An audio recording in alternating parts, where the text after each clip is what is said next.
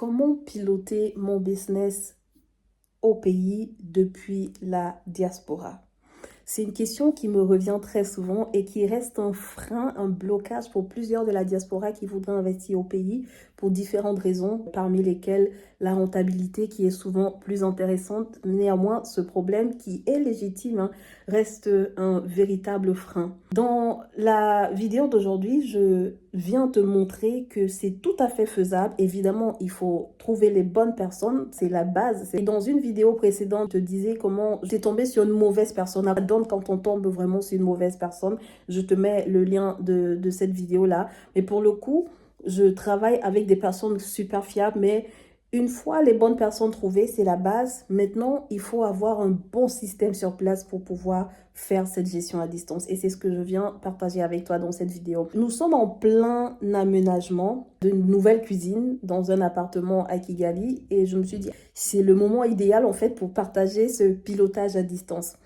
Parce que pour le coup, effectivement, je pilote tout à distance. Je travaille avec la gérante, je travaille avec la designer d'intérieur et les artisans, donc plombiers, carreleurs et tout ce qui va avec pour faire cette installation. Et je te dis dans cette vidéo exactement donc comment je pilote cela. Voilà, au stade où on est rendu et ce qui a été fait, comment ça a été fait. Donc, si tu vois cette vidéo, c'est l'appartement en question. La cuisine actuelle, donc, il y a un espace au salon dans lequel on voudrait créer une cuisine moderne, ouverte. Parce que la cuisine actuelle, dans un petit espace qui n'est pas super pratique. La designer d'intérieur, on trouve pas ça top et on trouve qu'on peut donner plus de valeur, augmenter la valeur du logement en créant une cuisine plutôt moderne à l'intérieur du salon.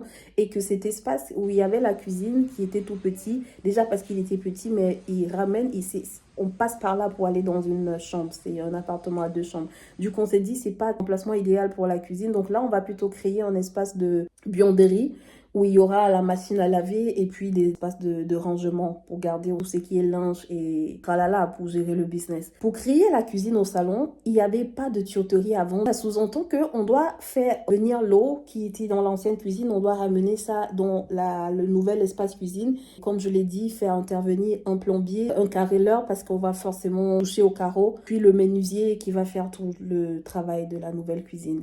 L'ancienne cuisine ressemble à ceci. Actuellement, nous sommes en plein travaux. Avant d'arriver même au niveau des travaux, je te dis un peu ce qui s'est passé. La gérante, on appelle encore la manager, elle est un peu mes yeux sur place et travaille en étroite collaboration avec la designer d'intérieur. Je les ai mis en contact. Donc voilà ce qui s'est passé.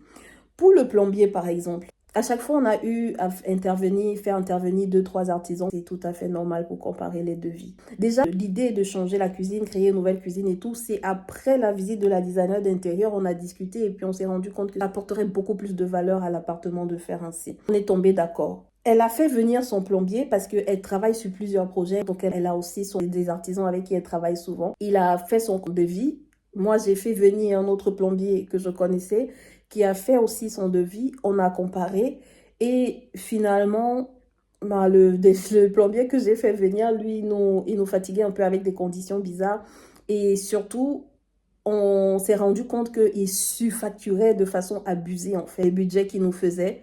Comment on l'a su? Je vous dirai tantôt, mais on a commencé donc à travailler avec le plombier de la designer d'intérieur. Pourquoi on l'a choisi? Je disais tantôt, l'autre plombier nous surfacturait, mais aussi voilà ce qui se passe.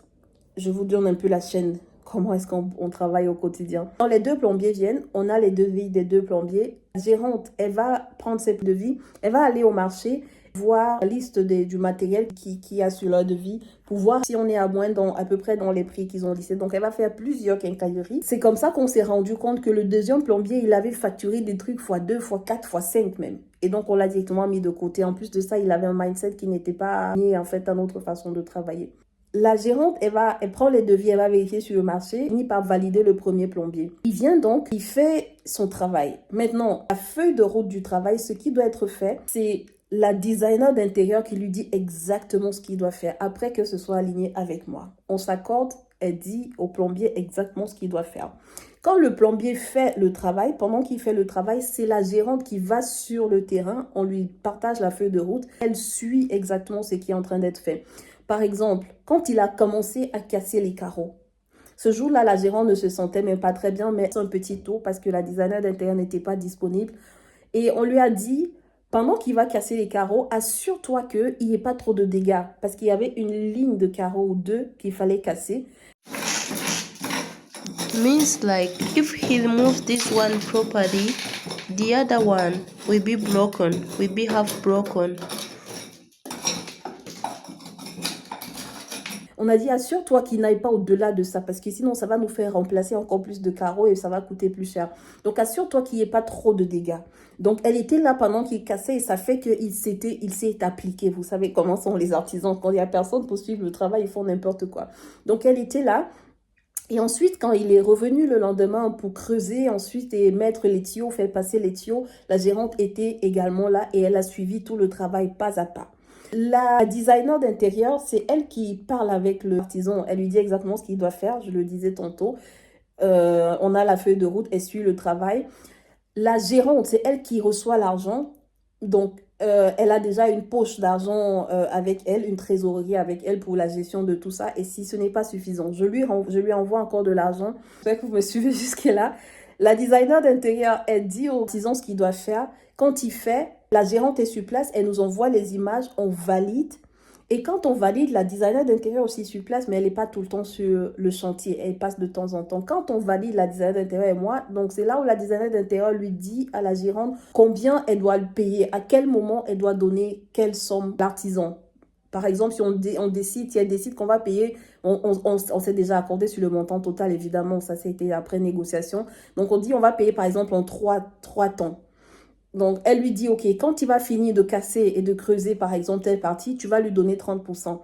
Après qu'on ait vu les images et validées. Quand il va mettre la tuyauterie et puis refermer et tout ça, tu vas lui donner l'autre 30%. Et quand il reviendra pour installer la tuyauterie et connecter au levier, à la machine à laver et tout, on va lui donner tout le reste. Donc, la gérante est sur place et puis c'est comme ça que ça fonctionne. Je pense que vous avez compris le truc. Et donc, c'est comme ça que le plombier a fait son travail. Il a terminé cette phase-ci. Vous voyez les images. Et on a fait venir un carreleur maintenant qui, lui, a refermé le trou avec du ciment et du sable. Et il a remis des carreaux. On a eu la grâce de trouver les mêmes carreaux sur le marché. C'était vraiment une grâce de Dieu. C'est très, très rare. Il a remis les carreaux. Là, c'est intact. C'est une des craintes qu'on avait quand on négociait avec le propriétaire qui n'était pas très chaud. C'était que, voilà, les carreaux ne seront pas les mêmes à cet endroit. Nous, on était partis de ce postulat parce que c'est très rare de trouver les mêmes carreaux sur le marché. Donc, on lui avait dit, et puis on se disait, bon, comme c'est juste une ligne ou deux, ça ira. Mais finalement, c'est plutôt mieux passé même que prévu. On a trouvé exactement les mêmes carreaux. Voilà au stade où on est rendu. Jusqu'ici, je suis super satisfaite et vraiment, je bénis Dieu pour des personnes fiables comme la gérante et la designer d'intérieur avec qui on a travaillé ces jours-ci. De très main dans la main, on se synchronisait à chaque fois, on faisait des appels communs. Une fois que je déléguais une tâche, mais elle gérait tellement bien, c'était tellement bien géré sur place que j'étais tranquille en fait. Je savais qu'à chaque fois qu'on me contactait, c'était des décisions clés à prendre. Mais vous savez, le genre de personnes à qui vous pouvez déléguer, avoir la tête reposée. Il n'y a pas beaucoup de personnes comme ça, mais il y en a et c'est vraiment une grâce de pouvoir tomber sur ce type de personnes. Ne dites pas, certains vont dire, ah oui, peut-être c'est seulement au Rwanda. Non, au Cameroun aussi, je connais des personnes comme ça. Ça reste des exceptions, malheureusement, mais il y en a encore. Donc, c'est comme ça qu'on est rendu à ce stade-ci. Le plombier a fini son travail, le carreleur est passé, il a refermé. Maintenant, le menuisier va venir commencer à monter la cuisine dès demain. Et quand il aura terminé, le plombier va revenir pour faire ses connexions et puis connecter la machine et voilà. Et puis, on aura ces différents espaces. Donc, au début, on avait ça originalement et puis on est en train de tendre plutôt vers ceci. C'est à ceci qu'on voudrait que ça ressemble à la fin. C'est ça l'idée. Je vous montrerai le rendu final. Si vous voulez en savoir plus, déjà abonnez-vous pour ne pas manquer la suite. C'est un petit storytelling pour vous emmener dans cette petite transformation, même si ça demande évidemment toujours un investissement en énergie, en temps, en argent, mais ça reste une transformation légère. Le but de la vidéo, c'était de montrer que c'est possible de faire beaucoup de choses à distance. Ce qu'il ne faut pas croire, en tout cas, il ne faut pas se leurrer en pensant qu'on peut gérer un business à distance sans jamais y aller. Non, tu auras besoin d'y aller une fois par an au moins, sinon 2 fois. En tout cas, de temps en temps. Il faudra planifier tes voyages et planifier un budget pour ça dans ton business case. Mais il y a plein de choses qui peuvent être gérées à distance quand on tombe sur les bonnes personnes. Dans une prochaine vidéo, je vous expliquerai des conseils pour trouver les bonnes personnes. En tout cas, pour augmenter les chances. Il n'y a jamais de garantie. Pour mettre les chances de son côté, afin de tomber sur les bonnes personnes, quel est le process, quels sont les filtres, les critères que tu peux mettre en place pour limiter les dégâts en ce qui concerne le choix du personnel ou des collaborateurs. Parce que j'en ai payé le prix aussi. Je vous rappelais encore l'histoire du mauvais gestionnaire sur lequel j'étais tombée au début et qui m'a fait perdre de l'argent, qui a causé des dommages collatéraux. C'était vraiment un chaos. Ça m'a fait passer des nuits blanches. C'était très, très, très pénible. Je tire des leçons et ces leçons, je les ai partagées dans cette vidéo, mais je te dirai surtout comment tu fais pour trouver les bonnes personnes et comment moi j'ai fait pour trouver les personnes avec qui je travaille actuellement. À très bientôt, c'était Carole pour une prochaine vidéo, un prochain storytelling. Si tu as des questions à ce sujet, n'hésite pas à les partager dans le chat. Donc, sur cette chaîne, on parle de business, d'immobilier, plus précisément de Airbnb, business Airbnb en Afrique, parce que je suis active dans plusieurs pays d'Afrique dans ce business-là. On parle aussi développement personnel, la foi en Jésus-Christ, et on parle des sujets qui concernent la diaspora aussi, et des voyages en Afrique. À très bientôt. Prends soin de toi. Ciao, ciao.